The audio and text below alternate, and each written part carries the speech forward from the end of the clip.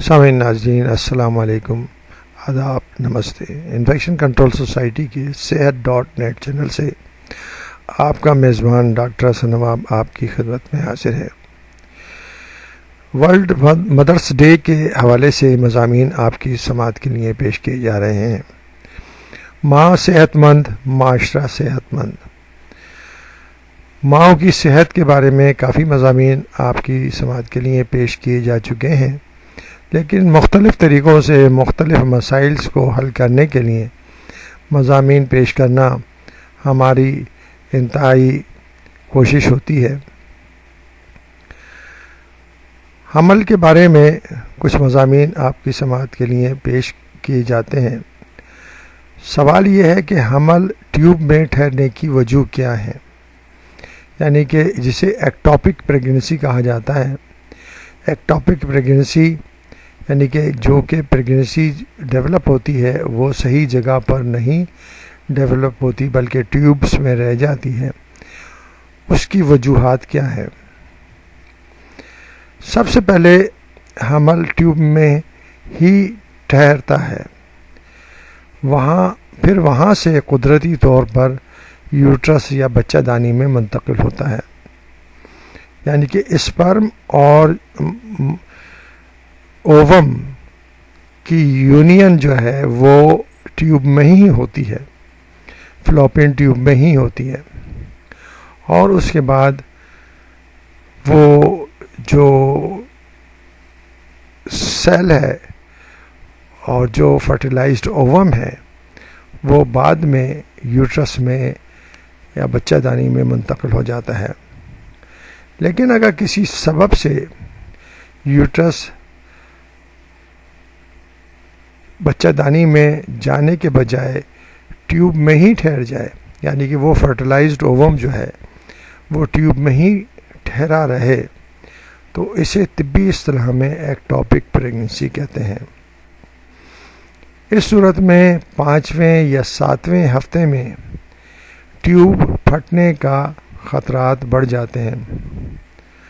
جیسا کہ آپ کو معلوم ہے کہ یہ جو ہے ٹیوب جو ہے ایک باریک سی کینال ہوتی ہے جو کہ جس کا سائز بہت ہی چھوٹا ہوتا ہے۔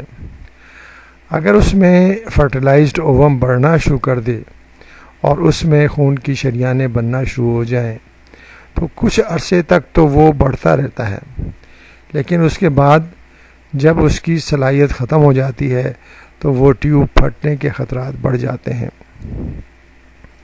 اور زیادہ تر کیسز میں ٹیوب پھٹ ہی جاتی ہے۔ نتیجتاً حاملہ خواتین کے ہلاک ہونے کی خطرات بڑھ جاتے ہیں، اور ٹیوب پھٹنے سے حاملہ ہلاک بھی ہو سکتی ہیں۔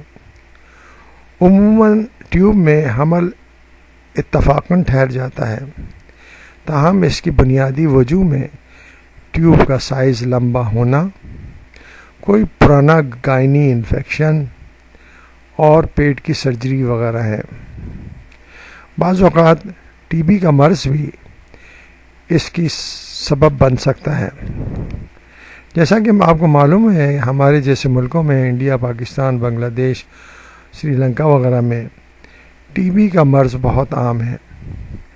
ہر گھر کے اندر کوئی نہ کوئی ٹی بی کا مریض موجود ہے۔ جہاں پر بھی لوگ کنجسٹڈ علاقے میں سلمس ایریا میں رہتے ہیں وہاں ٹی بی کا مرض بہت عام ہے۔ تو گھر کی خواتین کو ٹی بی لگنا کوئی ایسی بہت ہی عام سی بات ہے۔ اگر شادی سے پہلے ٹی بی کا انفیکشن ہو چکا ہے اور اس دوران ٹی بی کے جراثیم ٹیوبس میں یا جو اعضاء ہیں پریگننسی کے ڈیولپ کرنے کے اس تک پہنچ جائیں تو اس کے اندر ٹیوب جو ہے وہ بعض دفعہ بلاک ہو سکتی ہے، بند ہو سکتی ہے، اور ان کنڈیشنز میں اگر حمل ٹیوب میں پھیلتا ہے تو وہاں سے آگے جانے کے راستے نہیں ہوتے اور وہ ایکٹوپک پریگننسی کے ذریعے ٹیوب میں ہی رہتا ہے۔